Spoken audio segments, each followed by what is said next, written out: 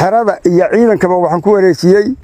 cabdimadoobe in gobolka sool bay xabaddu ka dhacaysaaye waxaan diyaar idinka rabaa inay gobolka togdheer ka dhacdo gooja cadde ku dhammaado cadowguna 40 kilomitir idin maro miya waad guuraysaan galabta wanaagsan idil ahaantiin bay khiyaarta hawada nagala xidhiidha meel kasta oo aad dunida ka joogtaan waa mar kale iyo xubinteena faaqidaada waxaana daawadayaal barnaamijkeena diiradda ku saari doonaa hadduu rabbi idmo qodobo ay ka mid yihiin deegaanka Oromada ay ka socdaan horumar ballaaran oo dhanka mashaariicda iyo dawlad deegaanka Soomaalida oo uu ka bilaabay musuq labaad kadib markii la sheegay in awoodda lagu wareejin doono ciidamada federaalka ee dalkaasi Ethiopia waxaana la tilmaamayaa in maamulka dawlad deegaanka Soomaalida ay durba bilaabeen musuq baasan oo ay kula kacayaan miisaaniyadii loogu talagalay dadka deegaanka Soomaalida haddaba daawadayaal xoga aan ka helay gabi ahaanba dawlad deegaanka Soomaalida ayaan ku qada dhigi doonaa hadduu idmo xaaladda gobolka Amxaarada ayaa iyaduna ka sii daraysa kadib markii ciidamada federaalka ee dalkaasi Ethiopia lagu daadiyay kuwaasi oo dagaal xoogan la galaya ciidamada Afano oo garabsanaya ciidamada Liyo Booliska daawadayaal xaaladihii ugu dambeeyay magaalada Laascaanood ayaa la tilmaamayaa iyo deegaanadaasi in ciidamo ka soo goostay maamulka Soomaaliland ay soo dhiibeen ciidamo uu wato Cabdimadoobe oo kamid ah dadka ka dagaalamaya deegaankaasi haddaba warbixin ayaanu daawadayaal idinka haynaa waxa kale oo daawadayaal barnaamijkeena diiradda ku saari doona koonfurta Soomaaliya dagaaladii lagula jiray kooxaha Al-Shabaab la tilmaamayo in laga dilay saraakiil iyo waliba ciidamo aad u fara badan daawadayaal waxaad ku soo dhawaataan mar kale iyo barnaamijkeena faaqidaada waxaana barnaamijka igala qayb gali doona saaxiibkay Gooni iyo waliba Shide oo inta badan ka faalooda xaaladihii ugu dambeeyay ee geeska Afrika balse hadii aan ku bilaabo saaxiibkay Shide iyo waliba xaaladda dawlad deegaanka Soomaalida ee Shide uu soo dhawoobal wanahay saaxiibe waxaa jira in ma garanaysaa gobolkan idhaahdee Oromada uu ka bilaabmay dhanka horumarka iyo waliba iyadoo waxaan arkaynay Shimlis oo ah madaxweynaha deegaankaasi uu ku wareejiyay ciidamada deegaanka ama aan idhaahdee dadka deegaanka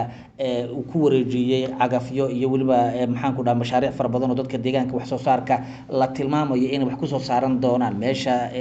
mas'uuliyadda dawlad deegaanka Soomaalida ay dib u bilaabeen musuq baahsan oo dhanka dawlad deegaanka haddaba maxaa wararkii ugu dambeeyay ay tilmaamayaan gobolka Oromiya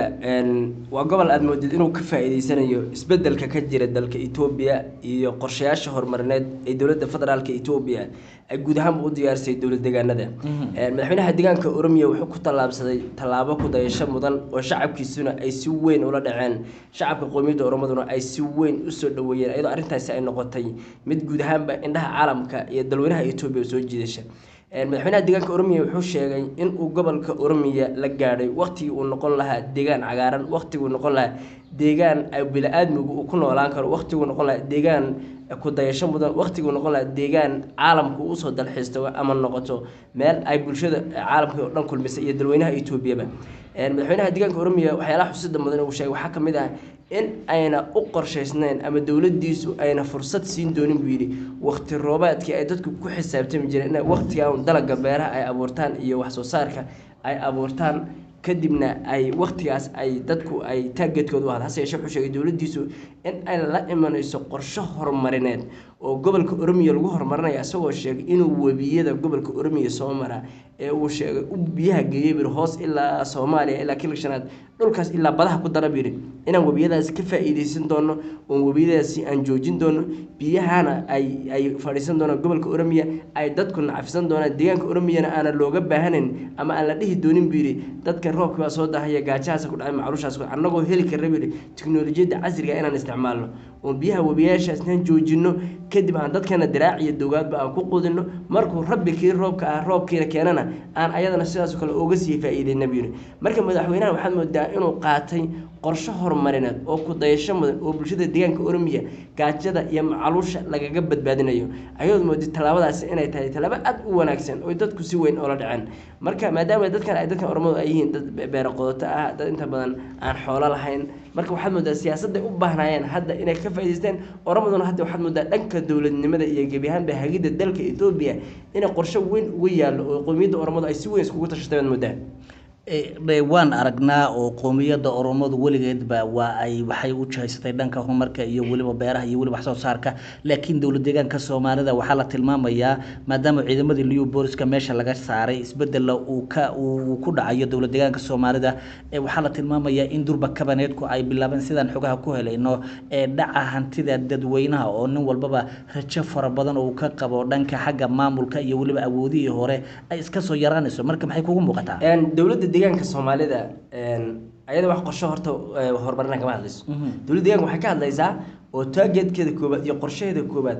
ama ay ka fikiraysaa habeen maalin ay ka seexan lahayd waxa waaye sidii fadlan ciidanka militariga Itoobiya loola qabsan lahaa maamulka si loola qabsan lahaa sidii xukunka shacabka loo xukumi lahaa ama shacabkan ayna gacanta uga baxaysay liyu boolis gacanta ugu jireen loo cabrin lahaa militariga uu gacanta ugu sii hayn lahaa sidii ay militari liyu boolisku ay u cabsi gelinayeen dadka ama say dadku ay ugu hoggaansanayeen inay ciidanka kala shaqeeyaan amniga iyo kala dambeynta iyo isa soo jaajuusida iyo isa soo xirista iyo cid kasta oo xuduudaha Soomaaliya ka soo galay inay hebel baa soo socdo la dhaho sidii qorshaha booliska ee loo geyn jiray xiriyaha liyu booliska dadka loo geyn jiray ruux maanta magaalada soo gala asagoo safar yimaada loo geyn jiray xiriyaha ciidanka loo soo qori jiray sidii militariga taas loogala shaqeyn lahaa ay maamulka deegaanka ku fikirayaan sidoo guud ahaan dowladda deegaanka Soomaalida uga hirgelin lahaa qorsho in ciidamada la hoos joogo in dadku ayna deegaankooda u soo xiisin in dadku kala cararaan in yar u hoggaansanta oo rabaayada oo ciidanka xiriyooda ku meereysata dadka looga soo reebi lahaa ayaa ka fikiraan hase yeeshee qorshayaasha horumarineed barnaamijka ay Itoobiya ku talaabsatay ee horumarinta dadka ilbaxnimada cusub oo abi ugu yeeray si looga shaqeyn lahaa dowladda deegaanka Soomaalida totalta uma taal dowladda deegaanka Soomaalida waxa loo soo gudbiyaa sida ammaanka ciidanka uga shaqeyn lahayd sida noqon lahaydeen kuwa ciidanka u soo kala ortama loo caburiyo hawsha bisa qorshaha deegaanka jira horumar baan ka jirin caafimaad baan ka jirin dhaqaale dhac waxaan ka ayno ka jira male maamulka deegaanka Soomaaliya Axmed inuu waqtigiisa soo dhamaaday Mustafa Maxamed Cumar iyo maamulkiisa hadda qorshaha kaliya u degan Itoobiya koobaad ee hadda samaanaadka u dambeeyay ee Addis Ababa ka dhacay waxaa la soo siiyay Soomaaliya si gaar ah ay samaanaad loo siiyaa Soomaalida waxay ka soo dhex muuqdaan media iyo warbaahinta dalka Itoobiya markii barnaamij horumarneed ama barnaamij kale oo xasaasi ah oo dalka Itoobiya uu ka taagan yahay ayaa madaxa Soomaaliya kaamirada laga arkaa laakiin markii kale si khaas loo wada hadlayo Soomaalida si gaar ah loo kulmiyaa waxaa la dhahaa waa inaad saa u shaqeysaan sida u shaqeysaan Mustafa Maxamed Cumar iyo maamulkiisa hadda waxaa la soo siiyay barnaamijka ciidanka isku xidhka militariga iyo shacabka deegaanka Soomaalida qorshahaas markuu soo hirgeliyay Mustafa Maxamed Cumar ee deegaanka uu ka hirgalo ay dadku u hoggaansamaan ee maamul magaalooyinka gudoomiyaasha maayarada ilaa tuulo ilaa qabala ilaa meel kasta oo isku xiro ee ciidanka iyo gudoomiyahaas iyo odayga deegaankaas la isku xiro ee u hirgasho Mustafa Maxamed Cumar iska tagaya barnaamijkiisu u dhamaad markaas total asna maalkaas waxaad maqli doontaa Mustafa Maxamed Cumar oo la leeyahay dantii laga gaaray sidii liyu booliska uu yiri asagu uu ugu hor yiri dantii in laga gaaray oo waxay ahayd inaad la dagaalantaan halgamayaashii deegaanka u dhashay ee xorriyadoonka ee Itoobiya la dagaalamay sidaad u baabi'in lahaydeen shacabkan Itoobiya u hoosgeyn lahaydeen qorshihii waad fuliseen waad mahadsantiin barnaamijkiina ugu dhamaaday hadda laga bilaabana qoryaha waad dhigaysaan kii boolisku biirna ku boori kii xoolahood iyo geelooda ku noqon doona hore geelooda uga soo ku laabanaya kii tahriibna uu tahriibaya barnaamijkii Mustafa Ciidamada iyo boolisku soo jeediyay horta halkii yaala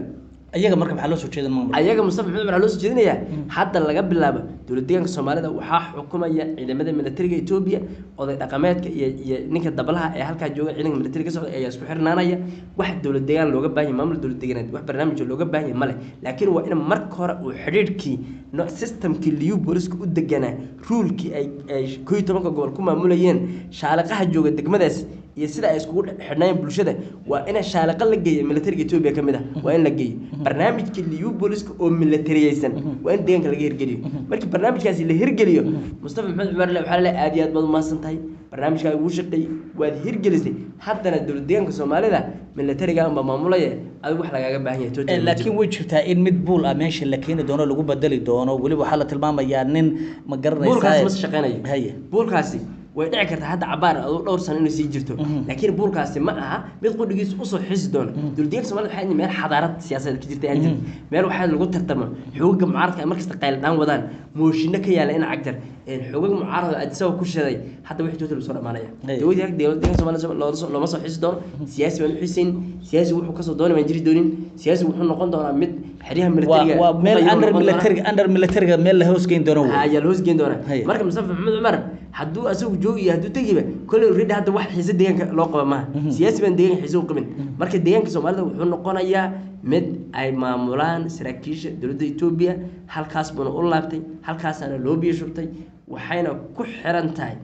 dowladda Itoobiya meesha ay u jahayso aad iyo aad baad u mahadsan tahay daawadayaal weli xubinteena ayaan ku jiraaye haddii aanu gurgurino dhanka iyo deegaankan idhaahdee magaalada Laascaanood iyo weliba hareeraheeda ayaa la tilmaamayaa in shalay uu ka dhacay dagaal xoogan oo u dhaxeeya xoogagga ICC iyo weliba ciidamada maamulka Somaliland waxaana maalintii shalay isu soo dhibay ciidamo la sheegay in lagu wareejiyay ambaba ka soo goostay maamulka Somaliland kuwaasi oo lagu wareejiyay sargaalka sare ee lagu magacaabo Cabdi Madoobe iyo weliba arrimo uu sheegay in uu ku weerari doono ciidamo loo diyaariyay magaalada Burco ee gobolka Togdheer haddaba saameynta ka dhalan karta iyo weliba waxa ka iman kara ciidamadan loo diyaariyay ambaba lagu wareejiyay Cabdi Dheer ayaa wax ka weydiinay gooni oo indhaha ku hayay gooni maxaa ugu dambeeyay horta bal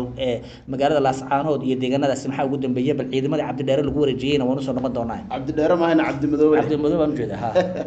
horta haddaan kormarno magaalada Laascaanood dagaal ayaa shalay ka dhacay maantana waxa ka jira dagaal goos ah oo aan awood badnayn inkastoo laga baqayo dagaalka inuu sii weynaado marka risaas ayaa ka dhacayso Gooja Cad dhanka bari waxaana la sheegayaa in risaas la isku ridayo marmarka qaarna hoobiye la isku dhex tutuurayo marka waxa malaysaa dagaalkii inuu soo dhamaanin raadkiisina oo meesha uu ku jiro waliba ciidamadu ay ishubeynayaan marka magaalada Laascaanood xaaladeeda ma sahlano hadii marka qolada isku gurgurinayaan Musabbix Cabdina shalay uu soo calaacalo wuxuu yiraahday xabjoojin hala sameeyo maadaama xaaladdu ay ka sii dareyso waxaan u baahanahay xabjoojin garaadada ayuu soo cidirsaday ayagoo markaas diiday wax xabjoojin la yiraahdo inaysan ogoleyn waqtiga xabjoojinta iyo waqtiga wada hadalka waa dhamaada la yiri Musabbix hadaa tahay waqtiga la wada hadli lahaa waqti xabjoojin joojin lahaa waa laga gudbay hadda baasha marxalad dagaal ay maraysaa SSC marka hadii aan taas magaalada ka gudubno waxaan u gudbaynaa dhankaas iyo maxaa la yiraahdaa gobolka Cayn oo ciidamo cusub shalay lagu wareejiyay Cabdi Madoobe ciidamo aad u fara badan oo sabanada iyo hubka culus wato lagu wareejiyay marka gobolka Cayn ay ka tirsanayeen laakiin waxay u shaqeynayeen maamulka Somaliland ka tirsanayeen marka beesha dhulbaantay u dhasheen waxayna markaas hore la jireen Somaliland hadda marka waxay ku wareegeen nimanka lagu magacaabo SSC ay ku wareegeen ayagoo magaaladooda joogo oo magaalooyin gobolka Cayn ayagoo magaalo kamid ah joogo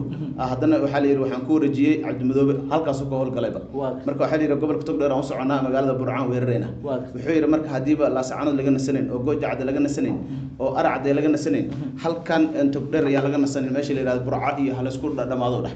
marka waa kolba dadku aad ay ula socdaan waxa uu balan qaaday in weerar joogto ah lagu sameyn doono Burco maalmaha soo socdana Burco laga dareemi doono qiiq iyo holaca maalmihii la soo dhaafo waxaan sheegaynay in Cabdi Madoobe oo Burco weerar rabo dad fara badan laakiin been u maleynay hadda laakiin ayadoo muuqaal ay ayadoo cod ah inta waan haynaa marka waxaa la isweydiinayaa meesha deegaankaasi maadaama Somaliland inta badan ay gacanta ku hayso Burco iyo gobolka Togdheer sida qaabkay uga howlgali karaan ilaa waxaan waa ciidan oo waxay ciidamadan waa ciidamada Somaliland u shaqeynay SSC hal mar isgadiyanba Somaliland dhabarkeeda ciidamada ka dambeeyay gudaha Somaliland jiray ay intee isgadiyeen SSC noqdeen ayagoo magaalooyinkooda haysteen SSC noqdeen marka waxa u malaysaa Burcana u dhowdahay meesha gobolka Cayn hadii laga baxo Burco la galay waa Togdheer marka meeshan waxba la isku ma jiro waa la isku jeejeedaa inay jabhadayaan oo waxay dhayn waliba la guuray oo habeen maalin aan nasano oo dagaal joogto ah gobolka Togdheer laga dhigo Musabbix Cabdina calooshiisa oo ka dhex dareemo dagaalka iyo kuleelka ayaa la rabaa dheen marka waxa u malaysaa xaaladdu inay ka sii dareyso dagaalku inuu sii kulaanayo wajiib badan inuu yeelna gobolka Oodan waa arkaysay ninka sargaalka la dilay waxa ka dhashay banaanbax iyo dagaal iyo dhagax tuur iyo saldhig in la burburiyo gabar masaakiin arkaysay oo TV-da ka cabaadayso oo baawar la darsiyo lugaha baawar laga darsiyo oo ooynaysa arkaysay oo magaalada maxaa la yiraahdaa magaalada Boorama ma ahayn magaalada kale maxaa la lagu dilay sargaalka iyo Boorama naftigeeda hataa waa laga geystay banaanbax ka dhacay marka dhibaatooyin aad u fara badan ayaa halkaas ka dhacay waxaana la sheegayaa in xaaladdu ay sii balaarinayso dagaalkuna uu sii kulaanayo marka Musabbix wajiidi oo ku furmeen meel badan kaga furmeen gobolka Cayn hadda ku soo furmay gobolka Togdheer hadda waa lagu socdo dagaal lagu wadaa reer maxaa la Awdal hadda dagaal ay bilaabayaan Laascaanood baash way ka socotaa marka Musabbix waxa dhago faraha gashan doona mar dhow oo shamsi waa lagu qaaday shamsi kii ugu darna hadda lagu qaadi rabaa marka haddaan dhanka ka gudubno oo koonfurta Soomaaliya aadna koonfurta Soomaaliya dagaalada wali way socdaan gobolka Hiiraan xoreyn ayaa ka socoto deegaano u dhow meesha baar dheer loo yaqaan Barxaan tuulo u dhaxayso oo la yiraahdo Maxamed Xasan ayaa weerar lagu qaaday tuuladaasna waxa shabaabka ay isku arursanay waxay rabeen ciidamada dawladda weerar ku soo qaadaan isla markiiba Cali Jeeti iyo ciidamada wata ka jawaabay wayna ka saareen meesha Cali Jeeti wuxuu diiday inay dib ugu soo laabtaan shabaabka gobolka Hiiraan ayagoo dhumaaleysanayo mar walba marka waxay isku dayaan inay soo dabamareen ciidamada dowladda kadibna ay isku dayaan weerar gaadma ah inay ka geystaan tiyo cali jeed ka hortaga weerar qac ku siiyay saaka dhowr iyo 10 ayuu ka dilay waliba sargaal sare oo ku jiro kadibna waa baxsadeen oo waxa la leeyahay dhankaas iyo waxa galguduud oo baxsadeen marka dagaalku waa sii kulaana dhankaas naftigeeda dagaalka Facebook-na oo bilaaw raba ciidamada ajaanib oo Mareykanka ugu horeeya waa imaan rabaan kuwii safka hore dagaalka isku soo biir rabaan marka waxa kale oo jirto khilaaf u dhaxeeyo Dani iyo Juuxa wasiirka arrimaha gudaha ayaa khilaaf cusub ka soo dhaxurtay waxa kale oo ay sheegeen arintaas in la isku dhaxgalo dadka baarlamaanka dhex galaan isku dayaan suurgal weysay Saciid Cabdullaahi Dani wuxuu diidan yahay qodob dastuur ayuu keensaday inuu dastuur ka bedelo ayuu rabay wasiir Juuxan oo korimid wasiir Juuxa markiisa waxa lagu bedelay Cabdishir Abgaal oo markii wasiirka arrimaha gudaha Saciid Dani isku dhaceen wuu bedelay hadda waxa leeyahay 3 maalin ama 4 maalin soo socoto waa la bedeli doonaa ninka lagu magacaabo Juuxa waxa la keen rabaa wasiir kale cusub ilaa Qorgaab marka waxa u maleysaa in Dani asaguna oo walaaqayo in Puntland waxa kale oo jiro in ciidamo fara badan ay arursanayaan ilmo diyaano iyo qolooyin kale ee ururka Arinjal yiraahdo oo ayaguna hub arursanay marka hadda waxay ka dhax tafatay in wasiir Juuxa iyo maxaa la yiraahdaa Saciid Cabdullaahi Dani taas ayana loo feesteynaya waana arki doonaa wixii maalmaha soo socda ka soo baxo fargado aad iyo aad bay u mahadsan yihiin kuwaasi waxay ahaayeen Shide iyo waliba Goori oo inta badan ka faalooda xaaladii ugu dambeeyay ee Itoobiya iyo waliba dalka Soomaaliya daawadayaal barnaamijkeennii faqdaadana inta ayaan ku soo gabagabaynaynaa inta dib dambe ugu kulmi doono mid kan mid lamid waxaan kaga tagaynaa sidaa iyo nabadgelyo